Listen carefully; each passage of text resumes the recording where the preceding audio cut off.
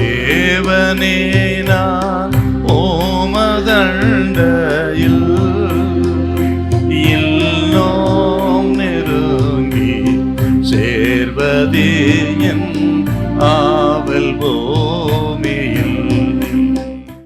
அப்போஸ்தலர் 19:23-24. அக்காலத்தில் இந்த மார்க்கத்தை குறித்து பெரிய கலகம் உண்டாயிற்று. எப்படி என்றால், தெமேத்ரியு என்னும் பேர் கொண்ட ஒரு தட்டான் தியானாளின் கோவிலை போல வெள்ளியினால் சிறிய கோவில்களை செய்து தொழிலாளிகளுக்கு மிகுந்த ஆதாயம் அறிவித்துக் கொண்டிருந்தான். எபேசு பட்டணங்கிறது தியானாலை தெய்வமாக வணங்கினார்கள். அந்த தெய்வத்துக்குன்னு விசேஷமான ஒரு பட்டணங்கிறது. ஏன்னு கேட்டீங்கன்னா, அவங்க என்ன நம்பினாங்கன்னா, வியாழன் கிரகத்திலிருந்து விழுந்த சிலை தான் இந்த தியானாலின் சிலை என்று அவர்கள் நம்பி அந்த எபேசு பட்டணத்தையே அந்த தெய்வத்துக்கென்று அர்ப்பணித்து சுத்தப்படுத்தி கோயிலை கட்டிட்டாங்க.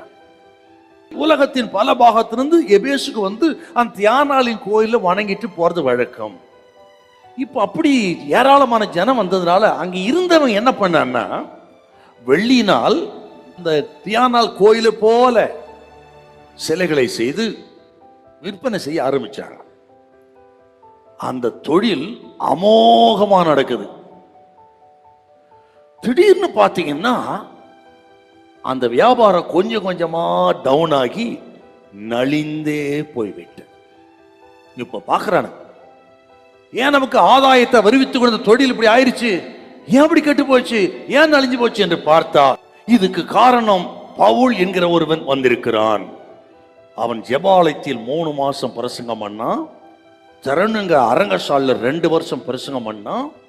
இந்த 27 மாசம் அவன் செய்த பிரசங்கத்துல மக்கள் எல்லாரும் தியானாலை விட்டுவிட்டு இயேசுவை பின்பற்ற ஆரம்பித்து விட்டார்கள். இயேசுவை பின்பற்ற ஆரம்பித்து விட்ட உடனே தியான கோயிலை யாரும் வரதில்லை, கோயிலை வாங்கறதும் இல்லை, தொழில் அதோ கதியா போயிடுச்சு. எல்லாத்துக்கும் காரணம் பவுல். ஆகவே பட்டணம் கலகத்தினால் நிரம்பிது. அவன் எல்லாரையும் தூண்டி விட்டுட்டான். தேமோத்திரி இந்த ஒரு கலகத்தின் மத்தியில பவுல் செய்த ஒரு காரியம், ரோமாபுரிக்கு போக வேண்டும், ராயனுக்கு இயேசுவை அறிவிக்க வேண்டும், பரிசுத்தவான்களோடு சம்பாஷிக்க வேண்டும் என்கிற லக்கு தெளிவா இருந்ததுனால அவருக்குள்ள ஒரு மிகுந்த சமாதானம்.